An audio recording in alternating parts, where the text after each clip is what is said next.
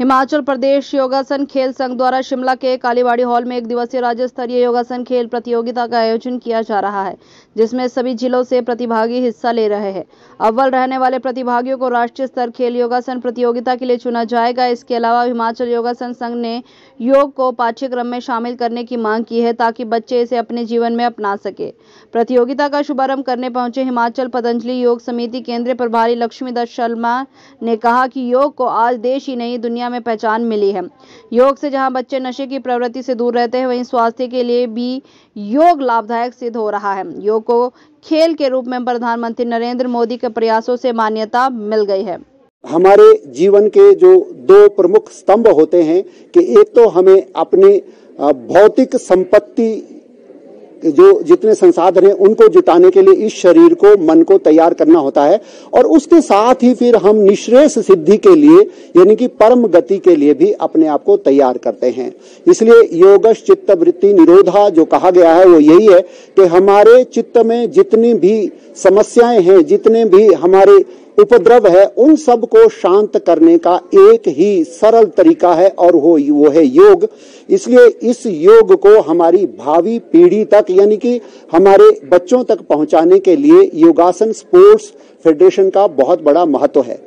इसी संदर्भ में हमारे हिमाचल प्रदेश की भी योगासन स्पोर्ट्स फेडरेशन बनी, यहाँ पर पंजीकृत हुई और हमारे को राष्ट्रीय स्तर से एफिलिएशन मिला।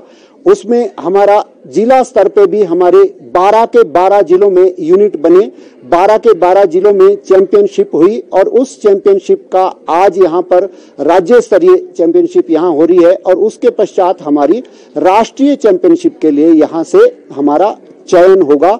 ये आज हमारा कल शाम से ही प्रारंभ है और कल सुबह तक ये कार्यक्रम हमारा चलेगा और उसके पश्चात हमारा राष्ट्रीय स्तर के लिए टीम का चयन होगा। और हम विश्वास कर रहे हैं कि हमारे हर स्कूलों में, हर जहां पर भी हमारे बच्चे हैं, परिवारों में वो योग के प्रति आकर्षित होंगे और हमारे पास बहुत अच्छे ऐसे बच्चे हैं जो हमारे रोल मॉडल बन रहे हैं। हम उनका भी बहुत उनको बधाई देते हैं और आगे बढ़ने के लिए हम उनको प्रेरित कर रहे हैं। तो जी हाँ, ये बहुत अच्छी बात आपने कही।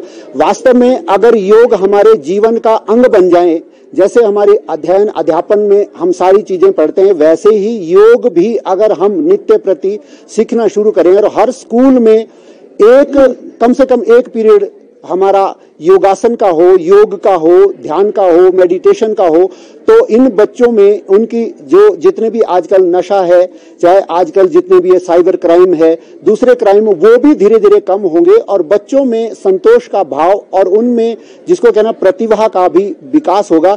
इसलिए सरकार से भी हमारा निवेदन है कि स्कूलों में भी योग के पाठ्यक्रम को शामिल किया जाए। उसके लिए कुछ पुस्तकें भी बनी है और पतंजलि योग समिति, भारत स्वाभिमान हिमाचल प्रदेश उसमें उनका पूरा सहयोग करने के लिए तैयार है।